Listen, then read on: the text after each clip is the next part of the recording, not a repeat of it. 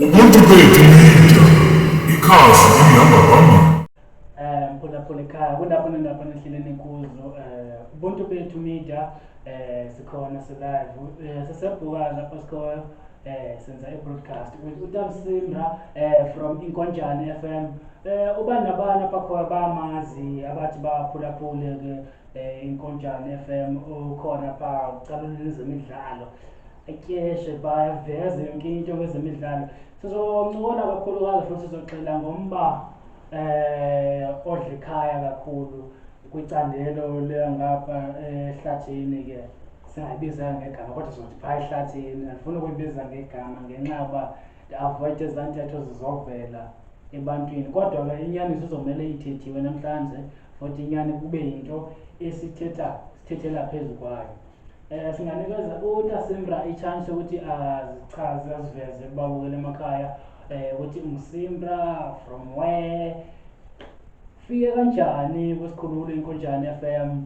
So njengoba kwesikhululo FM sithole kanjani thina as Ubuntu bethu media? Mandibulise kuba bukeli bonke bendele Ubuntu media. Ngiyabulisa nawe msasazi wami. Igama lami ngingusindile Simphiwe Nondawo Madingana. Abantu abaninzi ke badla ngokuqala xa ngifaka uKaMadingana. Ngithi kungoba loba I like isurname kaMama, I like isurname kaTata because without dad ngiyengekho. Without mama ngiyengekho. Ebengeka lo nto. Akho unotibala kuyaqithi kanje. So ngingusindile Nondawo kaMadingana. Yawazi wakhe ngoSimbra Inkonjane Connect radio ngisenza ke isport. Ngizalelwe ngapha ke eMthatha. But I had ukuthi ngimove kwecala lasemapondweni because utata wayemlobhisi kakhulu. Uyabona xa ungudriver we-Prime Minister kufanele uzuba naxesha. So I had udriver we-Prime Minister uMakhutha Matanzima back then. So I had ukuthi ngibuye ke nomama ndize ngapha kwecala lasemapondweni ngidlalela apha ixesha elininzi. But ngiyavizitha ngapha kwela cala latata uGatyana kwaMadingana. NjengoSimphiwe Sindile Nondawo kaMadingana. So kwafika ke ngoku wena nkosinathi lo mcimbi wokuba uchoose isiduko. I like it eMzantsi Afrika kule point uba si-free to choose ngoba constitution yaseMzantsi Afrika. Ndabheka that no man esona siduko ndisithandayo sesisabotata and ke ne-support ke shem don't want to lie ndiye ndayifumana kakhulu personal ekhuleni apha kweli cala langamlotata. So bendifundisa into ezininzi etc. So ndingubhubula umntwana umkhwanaso Shamasi umtshana ke ofa ukonyawoza kondayi kothatha. So ke ngifunde kweli cala ke ndafunda eFafazwe junior secondary school ndaqeda eMampelazo ndaliso Technical College ndaya ke ngaseUNISA. Ndahamba ke after that ndohlala eJozi ndafunda i-broadcasting ngoku kwisikolo se-broadcasting both TV and radio. Mna ke ndingunothanda kakhulu ecala radio. So ndafunda ke khona and then ndabuya at the time kuba ndibuya ke ndihamba ne-challenge kakhulu wena nkosinathi man. The time ndibuya kuphela iRadio Transkei idityaniswa zonke eziredio zalapha to be umhlobo wena. I had to ukuthi ke ndikhangele xa ndizawuphangela and babe kwi-street laa nto ithi kwi-community radio siqesha abantu bendawo abayaziyo le ndawo. Uba ungowenye ndawo dolophu sokole kakhulu sokole kakhulu ubrand ufuna ukusasaza but I had ukuthi ndimove into kwenye umzi wogcina mali because ndandifunde eUNISA i-business computing certificate. Nahamba ndophangela nge-Standard Bank ndaphangela kwathi xa uvula i-Alfred Nzo ndathi Standard Bank you were never my first priority.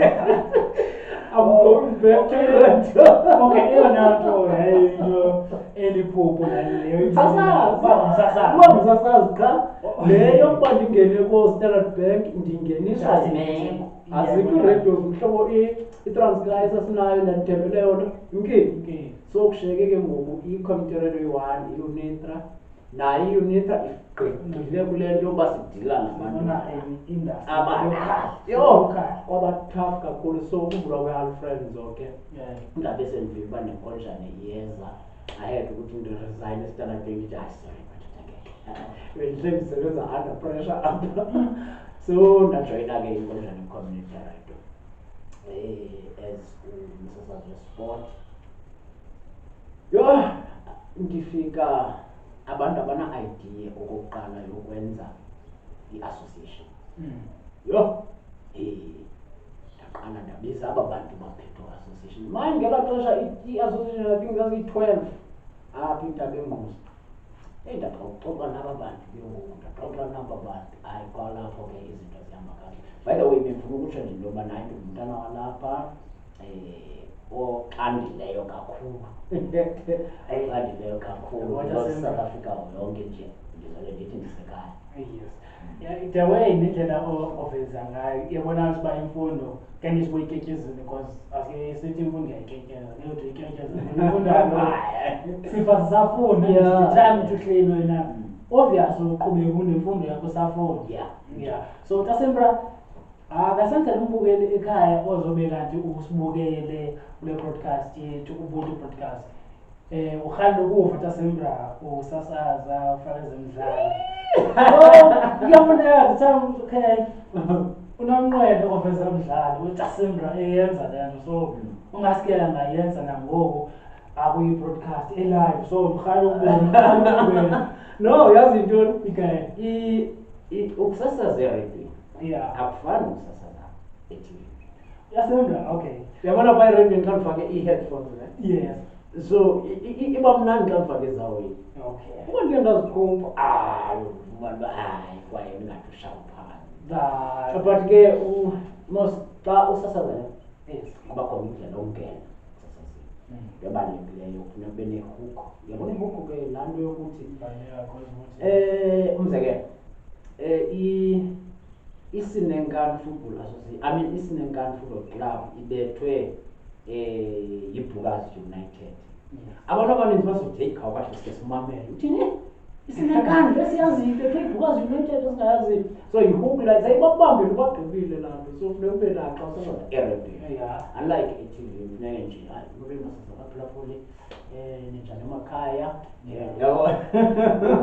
express show up yourself so wonke umuntu azokwazi uba okay ngubani lona ngoku yabo because nami imosi ndinayo soba inqwaba inqwaba yabantu nabadala abancini bakhona abazii-role models zam abarhali banje ngam abadala kunami yabo ngenxa yokuba i-experience siyithatha kwiindawo ezihlukahlukeneyo because ukuhamba kwakho kwenye indawo ufumana i-experience like mina ndinayi-digital marketing but ndayifunda kwi-course so the time ndandiyifunda course intention zam zakuyintoni ukuba the time ndithi ndifunda apha ukuba ndikwazi uba okay masendifika ndiphindele emva e-Eastern Cape ngapha eShepstone yintoni endizofika ndi-proud ngayo ndiyiveze eluntwini yiloo nto yabona ke nkosinathi I like le nto itshoyo.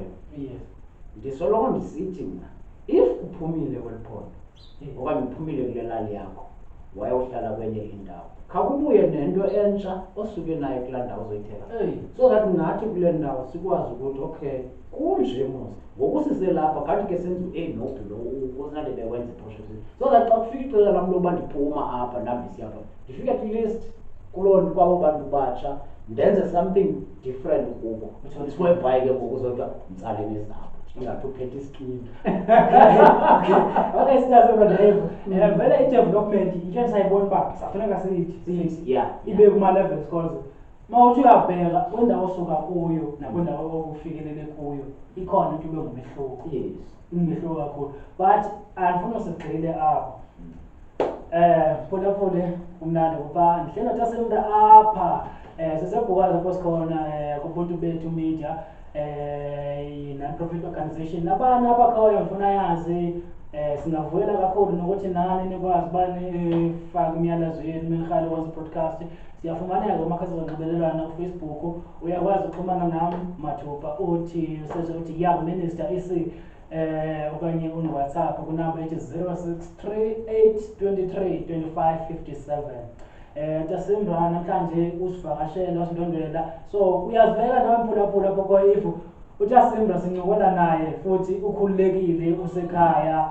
It's not like uba uzozibamba igazi, bakhona abantu babefike endaweni umuntu azibamba igazi. enye into lo ukuthetha phambi kwekhamera gweke ndiqala xa bendiphuma pha endlini bendisemsebenzini bondihleli pha emsebenzini egama ndithi ndinedinga ngo-10:30 ndase ndafikelwa kukho ikokuncane ndakuba ndinexhala because ukusasaza phambi kwekhamera kuyo ke I don't know. Okay. Wena Tasimbra, le nto iyafuneka uvele uyithele egazini. Yes. If umedia yonke into yenza vele ithele egazini, urelaxe. If ever noba into ezoqhamuka akufuneka uba wena bawuthi gqi ubani ngoku ndisephambi kwekhamera ukuthi gqi ubani. Eyanto intwamva wena focus emyakho ukuba uqhubeke uphushe igama lakho, uphushe indawo kuyo to enhance i-level yakho uba inyuke ithi. So ne-followers ukwazi uba zi-upgrade ngetime ukuthi abantu babe uyafikelela eluntwini, uyafikelela ebantwini.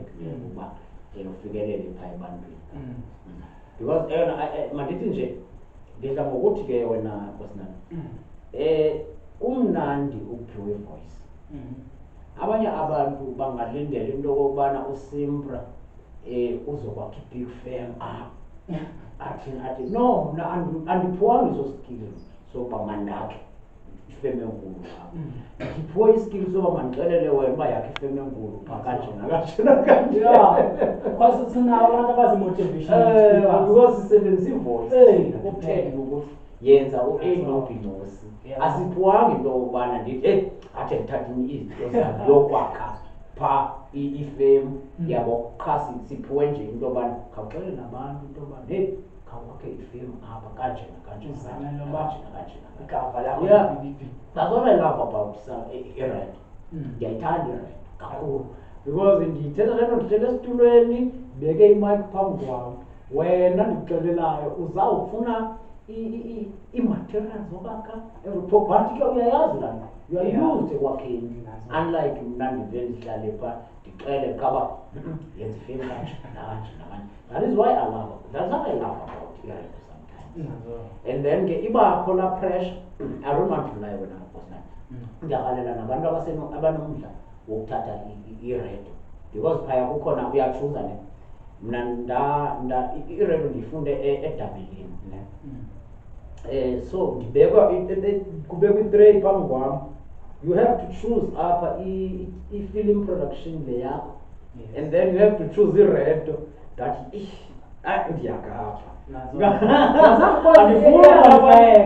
Andifuna ngapha ngase-TV because ndiyazi-understand into ze-TV uba too much. Yabona ngoku it's too much le nto yakho you need a camera, you need this, you need that.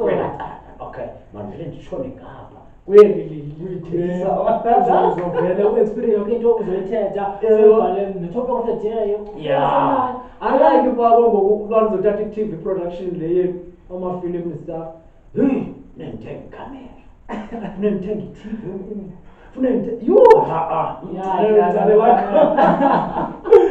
so ke i-media industry okanye i-media studies zinjalo. You choose i-radio okanye you choose i-film production okanye uchoose i-newspaper production because into zi-three. So i-radio, i-TV, i-newspaper zonke zihamba once in the same day. Okay. Siyabulela kakhulu Tasimbra. Ake sincokole ngomxholo odle ekhaya. Kucandelela amabhoma angekho emthethweni. Intoni eyona nto ixela uba mhlawumbe ingangunobangela wokubotshwa kwabazali okanye ingenzeka kwamabhoma angekho emthethweni? Yabona ke lo umcimbi oduru kakhulu.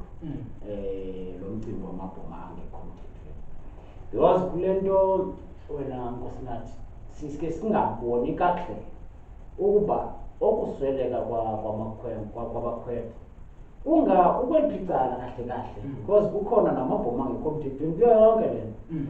So ubheke ubona ngeke la angekho mthethweni. Hoyi mandiqala apha ne before singene deep lokugcina. Yeah, ndinabo abantwana ne. Then I have a son, ndinanyana endiye ndithi ngamanye amaxesha xa ndicinga kazi uba apha ngaphandle azikho nezimali ezisithi apha ngaphandle. But ke kuyabonakala ke apha xa sokuhleli nayo into yokubana ingqondo yakhe ingaphi ukhawuleza umkrobeleka lo ufuna ukuzinela. So zezinye ke izinto kufuneka sizilumkele kakhulu lezo. So phaya kwinkonjane ne ndiye ndathi apha kumneni kanene ngoku sekusondela so nda-introducer i-theme ethi ngesport singawalwa amabhoma angekho mthethweni. So urhulumente uthi umntu ona-18 years nguye onelungelo lokhe ebhomeni, semdala lo mntu uyasayinela nokusayina. Ndabheka u-17, u-16 no-15 xa ezosuka ebhomeni engekabi nalungelo lakusayina. Why? Makesenze something. So ndazothi ke ngoku xa ndiyithetha kule theme u-under 17, u-under 16 no-under 15 kunjani uba bona apha kule nyanga kaJuni benzelwe ii-tournaments bagcinwe phaa emidlalweni belungiselela into yobana xa sebena-18 ke ngoku babheke entabeni. So ndiphusha loo nto ndithi ngesport singawalwa la mabhoma angekho. Xa sizothatha u-17, 16, 15 no-14 aba siyabhekisa bagcina yonke le nyanga kaJuni babe bedlala phaa bangabi nayo laa nto because le nto yona isuka apha ekutheni abantwana bangabi nanto yakwenza. Yabona ngoku uzongena amabhomeni ngoku kukhona le age zokujikeleza apha ekuhlaleni iintliziyo zabo nazo ziphaya. So khampeni bakhuphe kwezi ntliziyo zinazo ziphaa sibabeke napha emidlalweni. So ndiyacinga uba ngesport you can fight la mabhoma angekho. Sazi ke ngoku siphole xa sisazi uba sinezi-tournament sisazi uba 18 years and above ngabo baye ebhomeni ngoba kula mabhoma la angekho mthethweni versus la asemthethweni. La asemthethweni ayavizithelwa wona ngabasemagunyeni, abantu bakwa-health, amapolisa, iinkosi zomthonyama njalo njalo bonke abantu bayawavizithela lo because ayaziwa apha ekuhlaleni, ayaziwa ngoonkosi, ngoosibonda, ngoonozithebe etc. La ke ngoku sive savuka sekukwibhoma pha akaziwa ke apho. Ndizibuza iquestion yokuba xa bengavakatshelwa bona nkosi yam ngazi uba kwenziwa kanjani labo bantwana xa sengasaphilanga.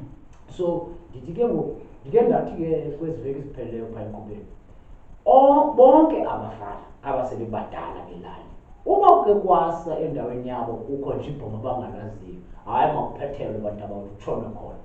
Phethelani majita utshone khona kuyobethwa wonke umntu ophaa ovule ibhoma enye. Ngabathi efika amapolisa ezothatha into thumi sibe thina siklinile izilali zethu because ezi zinto wena mntanam ave kubuhlungu uthathe iphepha lalapha e-Eastern Cape likhulu uyafunda eFlagstaff amabhoma amathandathu angekho mthethweni, eBizana elusikisiki amabhoma ayi-7 angekho mthethweni, eBizana elusikisiki eFlagstaff kubhubha amakhwenkwana.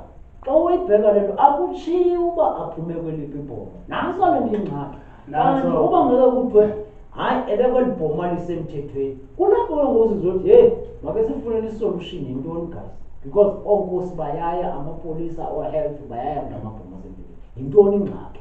Kusekuvele ngokuvela idityaniswe ke ngoku sekubhujiwe kungabisatshoyo ngokuba bebekwibhoma elingekho mthethweni. Yabona ke isibethe apho ke ngoku le nto ngoba kuzothiwa kaloku hayi emampondweni yiyekeni le nto kaloku aniyazi kuyafika. Kanti aba bantwana nkosi yam kula mabhoma avele kusekuseni sephaa engaziwa ngonkosi engaziwa ngowathi committee nocela ekuhlaleni. So ndiyacinga into yobana and futhi ndiyayicela kakhulu le nto kubantu abaphethe ibhola into yokokubana make kuthiwe phaa kwezi associations baziphetheyo guys khanike nenzele itournament o-under 17, under 16, under 15 yonke le nyanga kaJuni. Izawuvala izikolo phaa kuzoba mnandi badlale ngoLwezithathu, badlale ngoLwesihlanu, badlale ngoMgqibelo nangeCawa, badlale ngoLwezithathu, badlale ngoLwesihlanu, badlale uyayibona nje kubhizi abantwana bayadlala. So xa berelaxile ke abantwana abazide bangarhaleli ukuyapha. Secondly,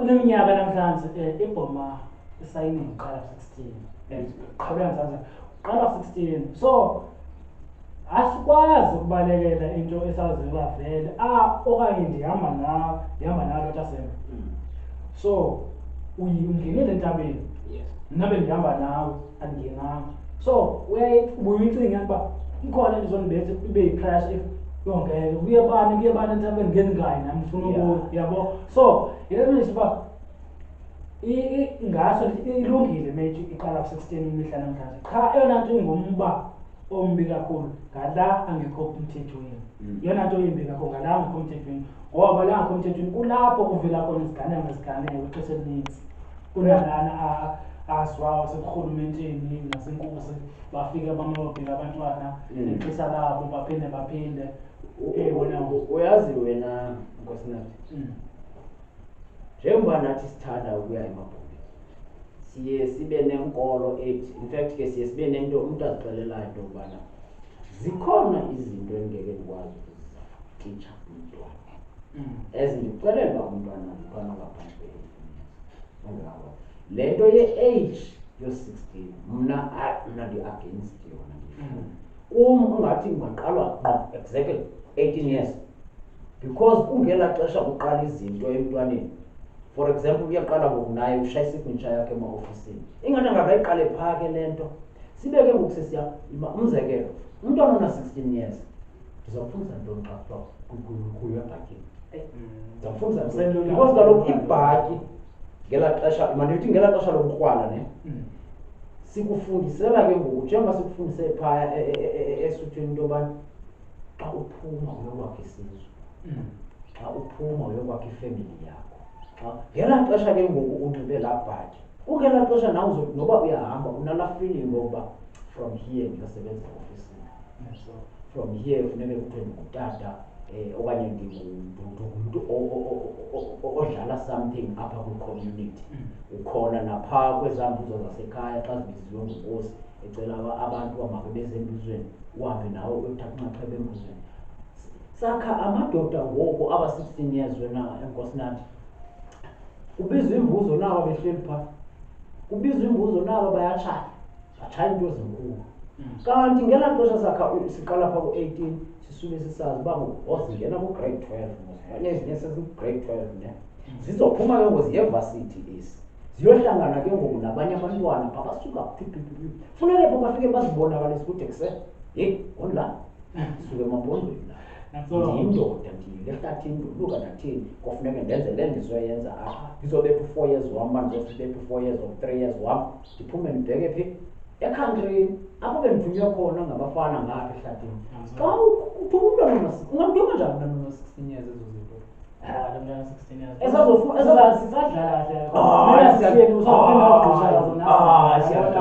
siyadlala masisitikheni at 18 yazi qaqala izinto nje kukhona le nto imbi kakhulu yenzakalayo kuye kuthi uma ngabe umntwana bona usebuyile entabeni sehleli kwabo angayenzi into ethile okanye angathumiwe kuve kuthiwa libhoma ke into yasebhomeni eyenziwa nje libhoma litheni kanti it's not like uba sizofika sikufundise uba ngoku uzothumela wena sikufundisa uba hlonipha abazali ngalo lonke ixesha umzali wakho mbeke phambili i-behavior yakho yenziwa ngumzali wakho ethethanga athi mosofikile akununuse kakhulu angafuni uba wenze ezinye izinto abemezokununusa kwixesha semnikele ixesha lakuba makakusebenzise makakuthume bese kununusa angakwenza into akwenza imali ubuhle phaa phantsi loo nto ithini i-behavior yakho iyaqala yathi uzibona umdala ngoku yabona ke kule nto besiyithetha isuka apha kwezi ages le nto xa usa umntwana yazi ke kukhona lo mcimbi ke wena ndidla ngokuthetha ke phofu kwam ndithi ii-ages masithi from 10 to 15 awuzufana no-15 to 20 nalapho awuzufana no-20 to 25 njalo njalo ihamba in 5 years i-period yokuba makakhule ingathi iba ngo-5 years 5 years 5 years 5 years 5 years because lapho seqala ukudevelopha Yeah.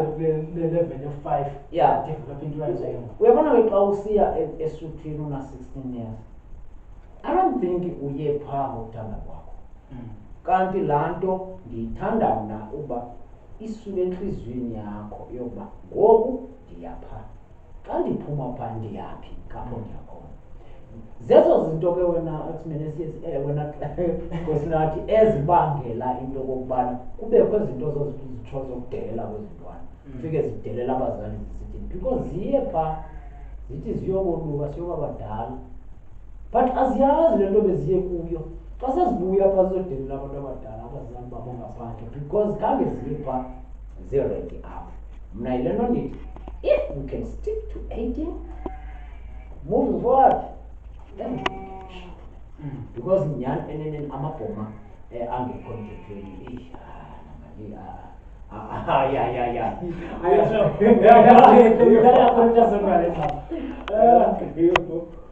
Mphulaphula wami ekhaya apho khoyo. Singathanda nawe ukuthi seve uluvo lwakho about amabhoma angekho emthethweni. Usibhalele ku-YouTube channel yethu Ubuntu Bethu Media apho sifumaneka khona. Usibhalele imessage sizokwazi ukuba sibheke siphinde siphendule uma kube ngathi uthetha into lena iqonde ngaphandle kokuba usigezo esi sivele umakhazini. Nangona kasinge sisishintsheke into yakhona qha thina siphikhe ezi zirayithi kuphela. because yona nto ibalulekileyo ukuba makutyebe isizwe makhule abantwana sibhekeni phambili Because le nto ndiyayibheka nje i-generation to generation bayachaphazeleka aba bazamfeni kwaba bano-16 Yes. ngenxa yokubona i-behavior yabo abo-16 17 uma bethiwe besuka entabeni because uye ubani ngoku la-10 years yena 16 yazi enye into nge ndiyicinge uyayibona ngosindla amashita xa kubuya hayi ayazi ingathi imagine ndingusimpra so kaloku andizubiya sihlela ndihleli ko-17 kuthiwa mayitshe mhlawumbi siyitshise kuzosalintwana layicabanga azikamnalungelo lakuhlala kwezaa ndawo ziindawo zabantu abathile zona befama nje zipha ukhawuleza uphuma uthi akuthatha into ethile phaa ngaphandle wena so yeah man make sizameni uke siyitshintshe le nto ye-age guys nyani sifundisa abantwana izinto eziroko izinto zabantu abadala ungatsho ke ngoku into okokubana okukhulelwa kwabantu abatsha njalo yonke nje le nto yenzakalayo ungayilwa njani xa thina kuqala sikhulisa abantwana sibenza amadoda ngenkani ngoba kukuyenza amadoda ngenkani utata umntwana one-16 years yokumulusa phaa umenza indoda ngenkani esekwi-age yokuthi silapha yazi December into sichana kakhulu kunalento ithiwa ngamalungelo akusabethwa mntu ngoku so umntwana if awumfuni usabhomeni ukuthembisa ukuba uzozibulala so i-option yakho ukuthini wena apho makendibuze phaa kwelo mbuzo uzithembisa ukuba uzozibulala but if akadedile kulo nyaka ephumeni yenye ingxaki ke leyo enye ingxaki kakhulu kule nto uyitshoyo ngosingathi umntana mna 15 years uzoba na 15 February 29 so kwake kwaye abazali bakhe ebhomeni so uyabuya kum last year ngicela ngoku ebhomeni ena-16 17 years ndithi kuye imake khehla namntana phaa kwabhukula kwamkwalo bashamasa naphaya kuloo mama asibethi ngolo hlobo apha sidila nomntwana ona-18 years ukuya phambili xa uzolibhomeni kaloku nyanam ungekasayini kwawena qala awukacingi nga-ID ntontontonto ndiyowenzani indoda ukuzibeka indoda kakuhle funeke ibe na-18 enye into kubalulekile nokuba abantwana abo sike sibafundise banzi ngolwaluko ingxaki abantu abathi bayofundisa ngolwaluko ezikolweni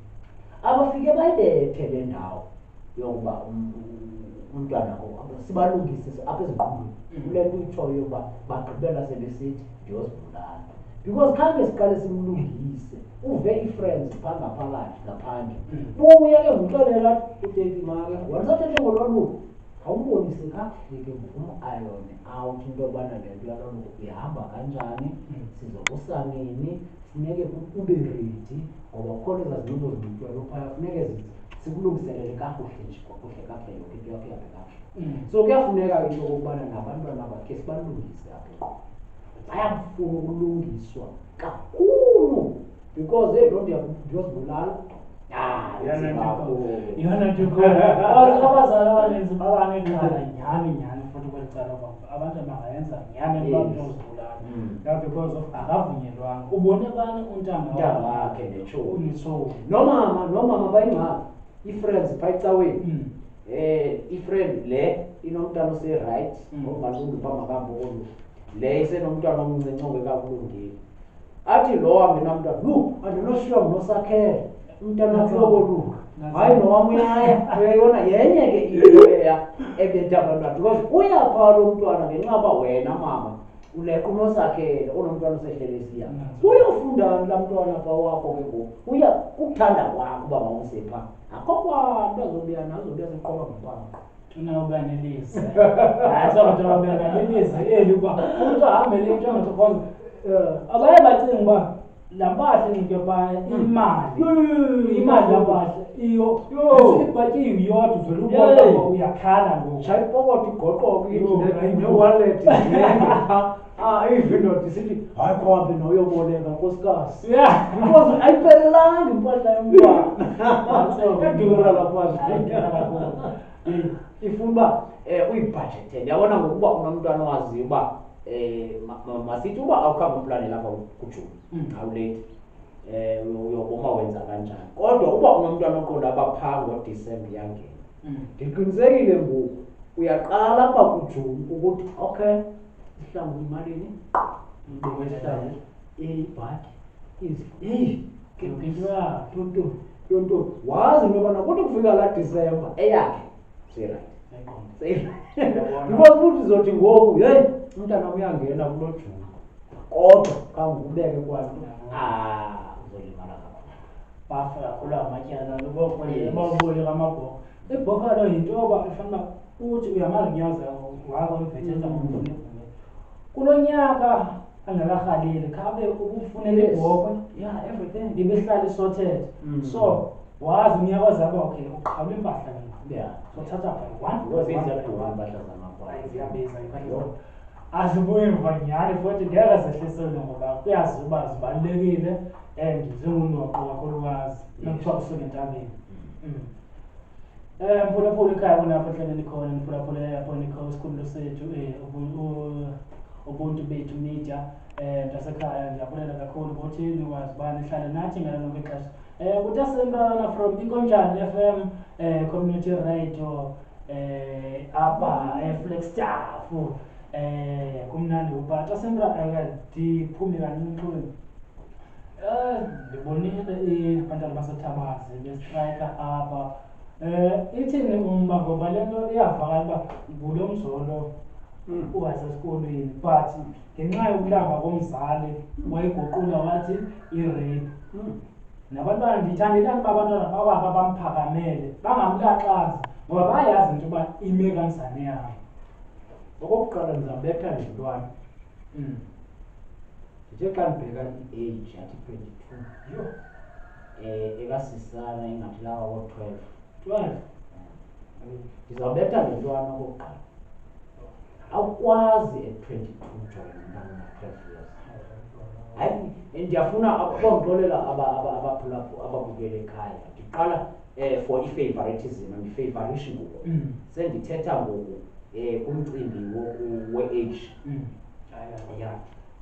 noba ngumzala wami ilight hayi khawume mzala ngoku ke ndithethe kule ndawo ye-age yenu andithethi ngawe ndithetha nge-age 22 versus 12 years I think ngokwe-constitution yaseMzantsi Afrika that is stage of rape leya ukulala umntwana ona 12 years una 22 uyaqoma lapho una 22 segqithile u-18 years iyazisayinela wenza into zabe zonke kodwa bhabhulowa akayazi noba kubethwa baphi Yibonile ke laa nto nakwi-social media abantu besapota mfana. Ewe nokujola ke kwabo urayithi ukujola. Kodwa what about wena mfana xa uzothi ungumfana owolukileyo wafundiswa ngamadoda ehlathini into okokubana xa uphuma apho usiya elalini hamba ukhathalela abantu abathandayo, i-girlfriend yakho, umntwana wakho, abazali bakho nabazali bakuloo girlfriend. Ya umzali ube right yokuthi okubana akhusele umntanakhe aphakame because uyayazi yena qala mzali into okubana ngumntana. Masithi ke ngoku lo mntwana upregnant, masithi umithi ke ngoku mhlawumbi masenze umzekelo sithi after inyanga akaye exesheni upregnant, laa kwekho izawuthini? Izawuthi baby mama kulo mntana mabizovele itshone ngapha nangapha. So ye le nto ke ndithi umzali was right ngoba aphakamele umntana wakhe. Why right? Because 12 years, 22 guys. Irayithi futhi emkhulu kakhulu. Asizifundisi ezinto ehlathini. Ndizibuza i-question ke ngoku after yonke laa nto wena ngosinathi ndathi bangaphi abanye 12 years lekwenkwelale nabo? Because kuyabonakala mos into yobana xa uzobetha umntwana ongakaya baselayinini mos kuyenzeka ungavela abaninzi nangokuba malokuthiwe kubekho nona-11 years. Xa kunokuthi kuthiwa make kuphayeme ke ngoku kuphakanyiswe zonke izinto, imiqamelo neetrasi neentoni kubhekwa abaphantsi kwedini ininzi into engavela xa ukwazi ungabi nazo neentlungu. Because ezinye izinto wena inkosina noba uzihambela phaa wena awuzidanele mani ube neentlungu ziintlungu yes. Imagine kandike ndiyivela le minyaka ndibonile iiposti zabo bagxalathelele basapota aba banganalwazi. Ndifunda nokusapota mali. Yabo ingake siyento uyithole unolwazi layo. Ngicela ke nami ukuyibhala kumakhasi azonxibelelwano kubuntu bethu media uFacebook indaba ndabona uba ingazi ke ndicubungule libali kakuhle ndichole iqala kwalo ndikwazi uba ndithi mandifaka into ibe yinto evakalayo kuluntu olufunda indaba. Ngoba ikhasi lethu liyangena ezaseflexaf lena konqamakwe yonke indawo siyafaka ekutheni siveza into ezenzakalayo and ubuntu bethu apha kwindawo sihlala kuzo. Humanity. Siyazama uba siqokolelane sibe nathi because into esiyifunayo yimfundiso ephokopheleyo ukuthi abantu bafunde bazi yonke into wrong ne-right because ibalulekile kakhulu ukwazi into ne-right because unozohlala ungumqhogoyi ongazi into wrong ongazi into right ezinye into ziyafuna uba ukusebenzise le ngqondo yasekhaya. Azidingi into yokokubana bonwa ngabantu ukuze usebenzise ingqondo yasekhaya. Nyhani ndibe buhlungu kakhulu ndadana sisenzo salaa ntwana ndadana wes ngabasapoti bala nto ndithi awu koma ke litshayini lethu harahurahara zonke ezaa zinto kodwa sithini ngalo mjolo qala nje 12 years 22 years guys like come on man. Yile nto ke abanye yabona ngoku ndiye ndathi xa bendizikhuphula ke ndiyathanda ke nakotata babantwana ngasondela ngabanye ndathi heyi utata lo mntwana nkosi yam angavela thatha isibhama idubula le lwakhe. And futhi ke ngoku uzothi nasekhoti bendiseyiva umntwana wam inzalo futhi bemlelayo. Sithi ke ngoku bayekeni abasapoti manje yeyiphi le ntlobo yomjono ayikho linye igama uzophuma into ethi sistration rape ureyiphe umntwana omncinci wakho. So nyani kuyafuneka sisapote kodwa nathi make sibuyisele ingqondo sibuyise ubuntu bethu sike sibuyise zazelazi hayi was it right into yobana bajole. What about lo mfana konena 21 years weqa mani wasinika isijixo selayife ngolala nomntwana ona 12 years. So zezinye ke zezinto ekufuneka noba siyasapota noba senzani sibe nazo apha ezingqondweni zethu kona. Sibulela kakhulu mphulaphula kwenhlelo khona namehleleni kuzo. Siyaligoqa uhlelo silivula kanjalo. Sibulele nathi asemrande ukuthi uyakhona namhlanje kusuku. Yeah, before that man ngizothanda ukubulela abantu ababe close kakhulu elifini yami.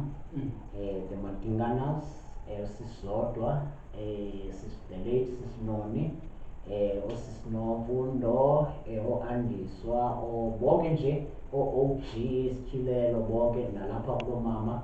Ngibulele kakhulu uPhako Nontamo ngokungisupporta all these years. Ngiphinde futhi ke ndibulela ifriend yami, ngeke kubalulekile ukubulela ifriend uBhisa Danyaza, uLoyiso Khanyo noSithembiso Khanyo, those are my friends nami. My kids omen ophiwe uSnowy kunike noThando ababantu awunanambani enza ngibulile ke bese ngibulela kakhulu ke nomuntu oclose empilweni yami, my sunshine. I will always love you, man. Ngibulele kakhulu kumuntu media ngokungi-invite guys.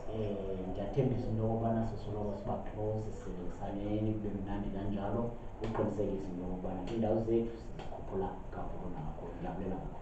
Sibonga Simpra. Ndemngakana mphulaphula ucela uthatha khube umkhandela indaba ephezendaba. Ndim lona mawethu. Ngithi ndibulela kakhulu nalapho khona mphulaphula bahleli khona abasimameleyo Ubuntu broadcast Simpra.